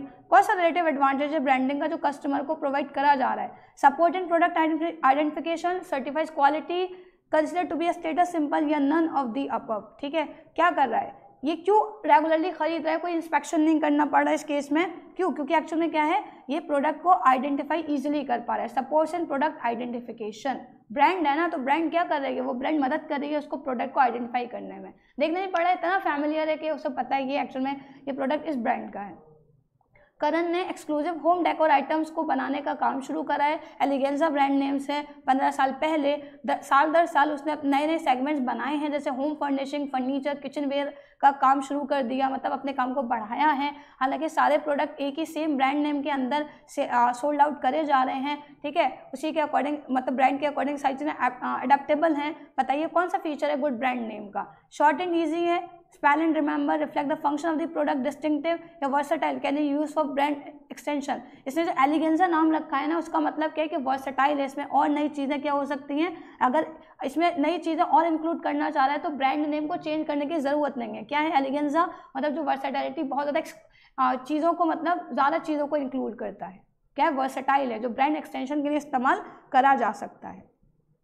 और सुगंधा ने क्या करा है, क्रेयॉन्स जो कलर्स आते हैं उसका पैक खरीदा अपनी डॉटर के लिए पास के स्टेशनरी शॉप से। उसने नोटिस करा कि जो क्रेयॉन्स हैं वो पोर्टेबल ट्रांसपेरेंट प्लास्टिक बैग में है। कौन सी पैकिंग का इस्तेमाल करा गया है? ट्रांसपेरेंट प्लास्टिक बैग में। प्राइमरी, सेकेंडरी, ट्रांसपोर्टेशन या नन ऑफ द अबव, कौन सी पैकिंग है? प्राइमरी पैकिंग है, ठीक है। जो एक्चुअली ट्रांसपेरेंट उसमें आते हैं ना, तो एक्चुअली क्या है वो बॉक्स के अंदर ही रहेंगे, जो छोटा सा कार्डबोर्ड होता है जब तक वो ख़त्म नहीं हो जाते। और primary packing most of the product की लाइफ टाइम तक चलती है। लावण्या एक प्ले स्कूल रन करती है अपनी ही रेसिडेंस से। फिलहाल ने उसने एक ऑनलाइन मतलब ऑर्डर करा है, 200 चौक के बॉक्सेस मंगाए हैं। बॉक्सेस उसको कॉरिगेटेड बॉक्स में मिले हैं। बताइए कौन सी लेवल ऑफ पैकेजिंग है जिसका इस्तेमाल करा गया होगा? भाई ऑनलाइन ऑर्डर करा है, कौन सी पैकिंग हुई? ट्रांसपोर्टेशन पैकिंग होगी। Now inter school quiz competition में पार्टिसिपेंट्स को एम्प्टी बॉटल्स दिखाई गई सॉफ्ट ड्रिंक्स की, उनसे पूछा गया ब्रांड्स का नाम बताओ। सारे लोगों ने पार्टिसिपेट करा, ठीक है। कौन सा रिलेटेड पॉइंट है जो पैकिंग से पता चल रहा है? पैकिंग किस में मदद करती है? Standard of health and sanitation को राइज करने में इस स्टेटमेंट से किसके बारे में पता चल रहा है? प्रोडक्ट को डिफ्रेंशिएट कर सकते हैं। इनोवेटिव पैकिंग वैल्यू बढ़ा देती है। ये सेल्फ सर्विस आउटलेट्स में मदद करेगी। क्या कर रहे हैं इस केस में? क्या कर रहे हैं जो स्टूडेंट्स हैं जो क्विज कॉम्पिटिशन में वो पैकिंग से ही प्रोडक्ट को आइडेंटिफाई कर पा रहे हैं। Facilitates product differentiation. Next question, जब रीमा ने अपने सर्वेंट को मार्केट में भेजा एक चिप्स का पैक परचेज करने के लिए, तो उसने स्पेसिफिकली पूछा कि येलो कलर का पैकेट लाना चिप्स का एक पर्टिकुलर ब्रांड का। तो बताइए कौन सी पैकिंग, मतलब पैकिंग का कौन सा फंक्शन है? Helps in product differentiation, identification या प्रोटेक्शन, या यूज फैसिलिटेट कर रही है या प्रमोशन में मदद कर रही है? किसमें बेनिफिट प्रोवाइड कर रही है? ये helps in product identification, product को आइडेंटिफाई करने में कि एक्चुअली इस ब्रांड का होगा, येलो कलर का लेकर आना है, तो क्या कर रहा है? प्रोडक्ट को आइडेंटिफाई करने में मदद कर रही है। नाउ एक सुपरमार्केट में जाने के बाद एक मॉइस्चराइजर का पैक देखा। हर्षा ने नोटिस करा कि एक्चुअली में जितने ब्यूटी प्रोडक्ट्स हैं उसमें किसी मतलब हर एक प्रोडक्ट में मोस्टली सेलिब्रिटी का फोटो है। तो बताइए कौन सा रिलेटेड फंक्शन है पैकिंग का जो मदद कर रहा है? सेलिब्रिटी की फोटो लगा के क्या कर रहे हैं? वो प्रमोट कर रहे हैं अपने प्रोडक्ट को कि देखो ये एक्चुअली में क्या एक्ट्रेस या एक्टर क्या कर रहे हैं, हमारे ये भी इसी प्रोडक्ट को यूज़ करें। तो क्या कर रहा है? प्रमोशन में मदद कर रहा है। हाँ, जो एक ओट्स का पैकेट है जिसमें लेबलिंग, मतलब ओट्स कुकीज़ हैं, उसके पैक पर लेबलिंग क्या है? बता रखा है कि प्रोडक्ट किस तरीके से बेनिफिशियल है, इसमें फाइबर हैं, डाइट के लिए जो ज़रूरी हैं, अदर हेल्थ बेनिफिट बता रहा है। बताइए कौन सा फंक्शन है जो बताया जा रहा है? ये डिस्क्राइब कर रहा है, क्या स्पेसिफाई कर रहा है, कंटेंट आइडेंटिफिकेशन में मदद कर रहा है, प्रोडक्ट की ग्रेडिंग में, ये प्रोडक्ट को प्रमोट कर रहा है। क्या कर रहा है? प्रोडक्ट को प्रमोट। कुछ स्टूडेंट मतलब काफ़ी कंफ्यूज होते हैं इस क्वेश्चन में। भाई ये बता रहा है कि ओट्स कुकीज़ हैं, इसमें मिलने के फाइबर्स हैं, ठीक है, और बहुत हेल्थ बेनिफिट्स हैं, ठीक है। आपकी डाइट एक्चुअल में क्या है? आपको एक हेल्दी डाइट प्रोवाइड कर रहा है। ये नहीं बता रहा कि इसमें क्या क्या है, ठीक है, इसमें एक्चुअल में क्या चीनी कितनी डाली गई है, इसमें ये कोई, वो सारी चीज़ें किसमें आ रही है? वो सारी चीज़ें आ जाएगी कि एक्सप्लेन करा जा रहा है। यहाँ सिर्फ मेन कॉन्टेक्ट बताया जा रहा है क्योंकि लोग बहुत हेल्थ कॉन्शियस हो रहे हैं ना, लोग को बताया जा रहा है if you will eat oat cookies actual में क्या आपकी हेल्थ को क्या करेगा? ये लेकिन से हेल्थ कॉन्शियस अगर आप हो तो आपको ओट कुकीज़ खाने चाहिए, ठीक है। फाइबर वगैरह है, अदर हेल्थ बेनिफिट्स हैं, तो क्या कर रहा है? प्रमोशन में मदद कर रहा है। नाउ नेक्स्ट क्वेश्चन, बताइए कंपोनेंट कौन सा है प्रमोशन का? फ्लैट मतलब प्राइस 50% ऑफ है, क्या है? Sales promotion, very easy. Labelling का कौन सा फंक्शन जो डिपेक्ट हो रहा है? ठीक है, 500 रुपये मेक माई ट्रिप, वॉलेट बोनस कैश मिल रहा है, 2 लाख रुपए, और भी कुछ स्टेटेड है। प्रोडक्ट को डिस्क्राइब कर रहा है, क्या नहीं, ग्रेडिंग कर रहा है, प्रोडक्ट को प्रमोट कर रहा है या प्रोडक्ट को आइडेंटिफाई। ये जो लिख रहा है ना कि 500 रुपये फ्री मेक माई ट्रिप मिलेगा, बोनस कैश मिलेगा, क्या कर रहा है? ये प्रोडक्ट को प्रमोट कर रहा है। बिस्किट खाओ और फायदा भी लो, ठीक। रिया ने रिफ्यूज कर दिया कि वो इंसुलेटेड लंच बॉक्स नहीं लेगी 1200 रुपये का, क्योंकि उसको लग रहा है कि इतना कॉस्ट मतलब इसकी वर्थ ही नहीं है, इतना इसकी एक्चुअल में क्या है वर्थ मतलब कीमत एक्चुअल में 1200 रुपये नहीं है, ठीक है। मतलब एक्चुअल में जो प्रोडक्ट है, प्रोडक्ट के दाम उसकी कहीं ना कहीं यूटिलिटी या कॉन्सेप्ट से ज़्यादा हैं। कौन सा फैक्टर है प्राइसिंग का? Cost of the product, demand and utility and demand, government and legal regulation and pricing objective. क्या है? उसको लग रहा है कि इतना यूजफुल नहीं है, या एक्चुअल में क्या है जो जिस तरीके का प्रोडक्ट है उसके हिसाब से प्राइस ज़्यादा है। कौन सा फैक्टर है? Utility and demand. नाउ एक कंपनी का सेल्समैन है जो पेट फूड्स बेच रहा है और उसको फिक्स सैलरी 20,000 मिल रही है, हालांकि 20 एक्स्ट्रा यूनिट पर यूनिट मिलेंगे अगर वो टारगेट सेल से ज़्यादा बेचेगा तो। वैसे तो फिक्स है 20,000 और जितना टारगेट उसको दिया, मान लो एक दिन में 1,000 यूनिट बेचने हैं, ठीक है, तो 20,000 मिलेंगे। 1,000 से ज़्यादा बेचेगा तो हर एक्स्ट्रा यूनिट पे कितना मिलेगा? 20 रुपये। ये फिक्स है। अगर 1,000 के ऊपर एक बेचा, ठीक है, 1,000 एक बेचा तो 20 रुपये ज़्यादा मिलेंगे, हर एक एक्स्ट्रा यूनिट के 20 रुपये ज़्यादा। कौन सा फैक्टर है? सॉरी, ये कौन सी कॉस्ट है? Semi variable. आधी फिक्स है और आधी काम पे डिपेंड करती है। इसमें से किस कंडीशन में मार्केटर जो है वो प्रोडक्ट के प्राइस फिक्स नहीं करेगा हायर एंड पर, मतलब अल्टीमेटली बहुत ज़्यादा नहीं करेगा? जब बहुत ज़्यादा कंपटीशन है या जब वो मार्केट लीडरशिप को ज़्यादा अटेन करना चाह रहा है या एक यूनिकनेस डेवलप करना, प्रोडक्ट को in terms of packaging unique बनाना चाह रहा है ताकि प्रोडक्ट को डिफरेंशिएट करने में आसानी हो बहुत ज़्यादा, या प्रोडक्ट की डिमांड कम है। किस केस में एक्चुअल में क्या करेगा? बहुत ज़्यादा अल्टीमेटली हाई नहीं रखेगा प्रोडक्ट। जब एक्चुअल में क्या करना चाह रहा है, मतलब कम नहीं करेगा जब उसका कहीं ना कहीं प्रोडक्ट जो है वो यूनिक है इन terms of packing, product differentiation या प्रोडक्ट इजीली डिफरेंस हो रहा है, ठीक है। मतलब पैकिंग पे ज़्यादा खर्चा करा है तो अल्टीमेटली बहुत ज़्यादा प्राइस नहीं रखे जाएंगे प्रोडक्ट के, ठीक, क्योंकि पैकिंग क्या करेगी? खुद साइलेंट सेल्समैन की तरीके से एक्ट करेगी, लोगों को कन्विंस करेगी, उसी से ज़्यादा डिमांड बढ़ा सकता है, ज़्यादा सेल, और ज़्यादा सेल होगी तो ज़्यादा प्रॉफिट। वैसे प्राइस ज़्यादा नहीं कर रहा, सिर्फ पैकिंग पे काम करे, the packing will be attractive, then it will act like a silent salesman. Now इनमें से कौन सी सिचुएशन है कंपनी प्रोडक्ट के प्राइस कम नहीं रखेगी? Is not likely to fix a lower price. जब कंपटीशन में एक सब्स्टिट्यूट प्रोडक्ट इंट्रोड्यूस कर दिया कॉम्पिटिटर ने, या प्रोडक्ट की डिमांड इन इलास्टिक है, या कंपनी मार्केट शेयर ज़्यादा अटेन करना चाह रही है, प्रोडक्ट की डिमांड कम है, ठीक है, क्या होगा? जब प्रोडक्ट की डिमांड इन इलास्टिक मतलब कोई चेंज नहीं हो रहा है, तो कंपनी क्या करेगी? कम पैसे नहीं रखेगी, क्योंकि एक्चुअल में क्या आता है इन इलास्टिक में जो नेसेसिटी गुड्स है कितने महंगे हो जाए खरीदेंगे, जिसमें प्राइस डायरेक्टली इफेक्ट नहीं कर रहा है। Okay, price is not a we can say factor जो क्वांटिटी डिमांड को इफेक्ट कर रहा है। तो अगर प्रोडक्ट की डिमांड इन इलास्टिक है तो कंपनी क्या नहीं करेगी? ज़्यादा कम पैसे नहीं रखेगी। नूपल लिमिटेड क्या कर रही है? अपने प्रोडक्ट को ऑनलाइन मार्केटिंग कर रही है। बताइए कौन सा चैनल का इस्तेमाल करें? Online, the zero level direct channel का इस्तेमाल हो रहा है। कन्नू ने डिसाइड करा कि वो अपना ऑर्गेनिक फूड्स को बेचेगा through her own retail outlet, ठीक है, खुद के अपने रिटेल आउटलेट से। बताइए कौन सा चैनल ऑफ डिस्ट्रीब्यूशन है जो कन्नू यूज़ करेगा? Zero level. इसमें अभी डायरेक्टली बेचेगा ना अपने खुद के रिटेल आउटलेट से, अपने ही ऑर्गेनिक फूड्स को बेच रहा है। सीजन लिमिटेड प्रोडक्ट को कंपनी, मतलब सीजन लिमिटेड अपने प्रोडक्ट को रिटेलर्स के थ्रू बिकवा रही है, सेल आउट करवा रही है, कंपनी का अप्रूव रिटेलर। बताइए कौन सा चैनल ऑफ डिस्ट्रीब्यूशन है जिसका सीजन इस्तेमाल कर रहा है? अपने अप्रूव रिटेलर, कंपनी के खुद के रिटेलर से। कंपनी पहले होलसेलर के पास नहीं जा रही, तो कंपनी क्या कर रही है? वन लेवल का इस्तेमाल कर रही है। हिना प्लान कर रही है कि वो स्मॉल मैन्युफैक्चरिंग यूनिट सेटअप करेगी इको फ्रेंडली पैकिंग मटेरियल को मैन्युफैक्चर करने के लिए। उसने डिसाइड करा कि वो प्रोडक्ट को कन्वेंशनल चैनल ऑफ डिस्ट्रीब्यूशन के अकॉर्डिंग सेल आउट करेगी, जिसमें होलसेलर भी होगा, रिटेलर भी होगा। कौन सा चैनल ऑफ डिस्ट्रीब्यूशन है? ठीक है, होलसेलर रिटेलर दो पार्टीज आ गई, कितना लेवल हो गया? 2 लेवल ऑफ चैनल, ठीक है, कितने आ गए? 2 लेवल हो गए, क्योंकि होलसेलर भी और रिटेलर भी है। Very easy. नाउ इनमें से किस कंडीशन के अंदर company high level of customer services provide नहीं करेगी? जब हाई इन्वेंट्री मेंटेन कर रही है, जब लो इन्वेंट्री मेंटेन कर रही है, जब large number of warehouses, none of the above. भाई कस्टमर सपोर्ट सर्विसेज किस कंपनी के लिए ज़रूरी है? जो बहुत ज़्यादा वी कैन से बड़े लेवल पे काम कर रही है, अपना मार्केट शेयर बढ़ाना चाह रही है, ज़्यादा we can say commodities offer कर रही है। जब हाई इन्वेंट्री है तब कस्टमर सपोर्ट सर्विसेज ज़्यादा करेगी। जब इन्वेंट्री कम होगी तो क्या होगा?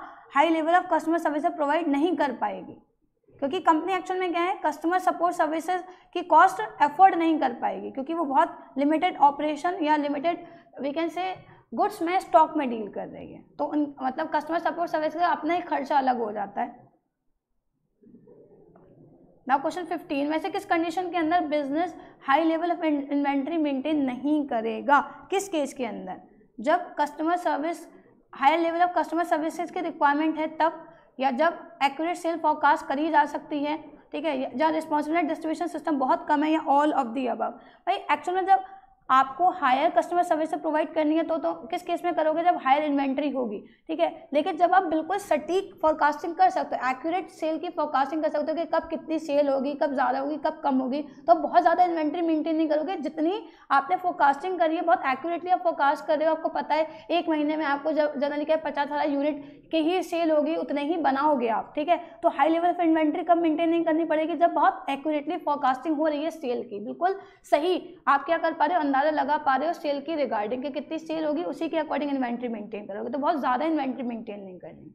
मैक लिमिटेड ने 300 सेल्समैन को हायर करा है, जो क्या करेंगे, उनको टास्क दिया गया है कि कांटेक्ट करना प्रोस्पेक्टिव बायर से, अवेयरनेस क्रिएट करना, जो ऑर्गेनिक इंस्टेंसेस हैं जो कंपनी ने इंट्रोड्यूस करें उसके बारे में। तो बताइए कौन सा एलिमेंट है प्रमोशन का इसका इस्तेमाल कर रही है कंपनी? किसका इस्तेमाल कर रही है कंपनी? सेल्समैन को हायर कर रही है। किस में आएगा ये? Personal selling, option C. Last question, 2 साल के इस्टेब्लिशमेंट के अंदर भविष्य लिमिटेड ने बहुत ही पॉजिटिव रेपुटेशन डेवलप कर रखी है अपने रिगार्डिंग, ठीक है, और उनके जो प्रोडक्ट हैं पब्लिक की नज़र में काफ़ी अच्छे हैं, क्योंकि वो बहुत ज़्यादा पार्टिसिपेट कर रही है सोशल वेलफेयर प्रोग्राम्स में। बताइए किस प्रमोशन कॉम्पोनेंट का कंपनी इस्तेमाल कर रही है? Answer will B public relation, क्योंकि सोशल वेलफेयर प्रोग्राम में, इसी वजह से पब्लिक के बीच में या पब्लिक की नज़र में जो इमेज है कंपनी की वो काफ़ी अच्छी है। Correct option is option C, public relation.